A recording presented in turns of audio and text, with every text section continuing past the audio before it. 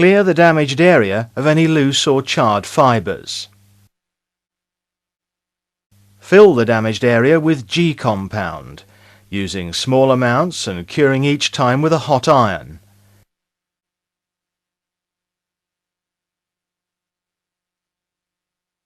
Use the Teflon non-stick sheet to help protect the surrounding area and the chill bar to speed up cure times. When the repair area is level to the surrounding material, add a 50-50 mix of G compound and fibres. Cure with the hot iron. Various colours can be mixed together to obtain correct colours and shading. To add a pattern, use the water-soluble indelible pencils.